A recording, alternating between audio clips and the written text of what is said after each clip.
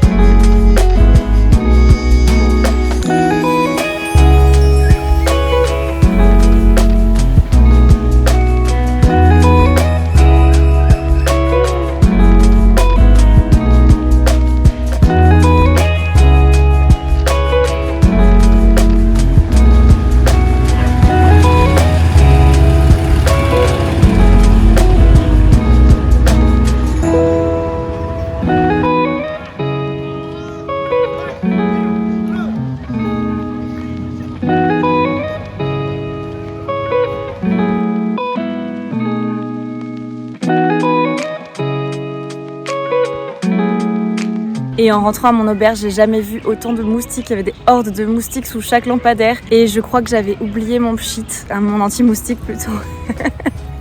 Du coup, j'avais peur de me faire dévorer, mais ça va. Le lendemain, j'ai pris la fameuse ligne de chemin de fer de la mort. C'est un train qui est pittoresque. Ça coûte 100 bahts, donc moins de 2 €. Et ça peut aller jusqu'à Bangkok. J'ai décidé de pas aller jusque là quand même parce que j'y venais. Mais j'ai été jusqu'à une cave, une grotte, qui se situe juste après le fameux pont en bois qu'on voit sur toutes les photos. C'est vrai que c'était impressionnant. C'est un pont qui grince de partout, à flanc de montagne. C'était assez impressionnant. Et puis la grotte, bon, rien d'exceptionnel. Il y a un Bouddha à l'intérieur, mais en fait, c'est une grotte où étaient stockés. Alors, je sais plus si c'est les denrées ou bien les prisonniers de guerre, mais en tout cas c'était quand même chargé d'histoire et c'était super joli parce que le train passe à travers champs et du coup on voyait plein de personnes travailler dans les champs avec leurs grands chapeaux de paille et c'était beau avec les montagnes en arrière-plan. J'ai adoré.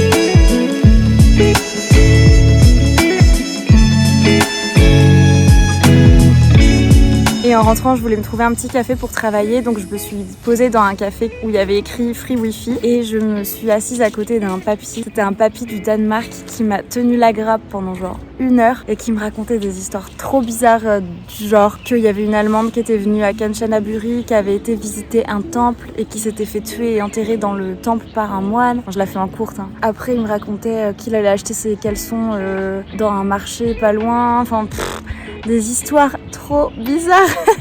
Et j'avais pas du tout envie de m'éterniser puisque je devais travailler, donc j'ai décidé de partir et j'ai continué de travailler à mon auberge. Et le soir, j'ai été dans un night market classique qui était juste à côté de mon auberge et j'ai aussi rencontré une Allemande dans ma chambre avec qui on a bien discuté, on a bien sympathisé. C'était super sympa. Le lendemain matin, je me suis levée pour prendre le bus direction les cascades d'Erawan. Erawan, c'est un parc national qui est situé à 1 heure de Kanchanaburi à peu près, un peu plus même.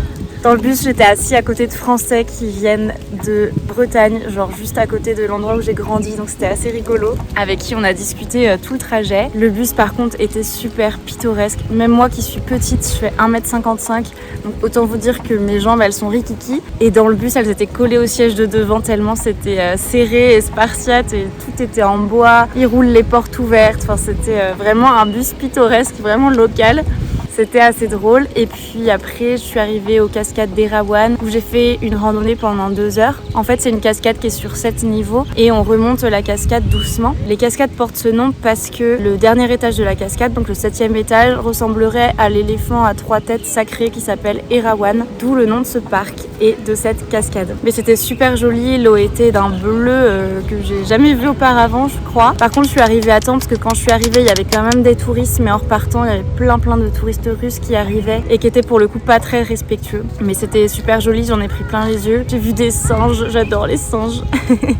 J'adore les observer. Ils sont super intelligents parce que au passage quand je montais vers la cascade, ils étaient tranquillement dans leurs arbres à faire leur petite vie et en redescendant, vu qu'il y avait plus d'affluence, ils s'étaient mis de chaque côté du chemin et dès qu'ils voyaient des touristes qui avaient des objets qui s'apparentaient à de la nourriture ou à de la boisson, ils les agressaient. C'était trop drôle à observer. Enfin, je suis horrible en disant ça, mais en vrai, tant qu'il n'y a pas de morsure ou de blessure ou autre, je me permets d'en rire. Là, je vite la grappe quand ils se rendent compte que c'est pas de la nourriture. Mais ce parc national, en tout cas, cette balade que j'ai faite était vraiment magnifique en plein cœur de la jungle. La végétation, c'est pas tout à fait la même que dans le sud en plus, donc j'en ai vraiment pris plein les yeux. Et l'après-midi, j'ai travaillé sur mon site internet. J'ai bien avancé, je suis contente, j'avance assez bien. C'est quelque chose que je repousse depuis des mois, si ce n'est pour dire 1 an. Parce que c'est pas vraiment quelque chose que j'adore faire, mais là j'ai bien avancé donc je suis plutôt contente.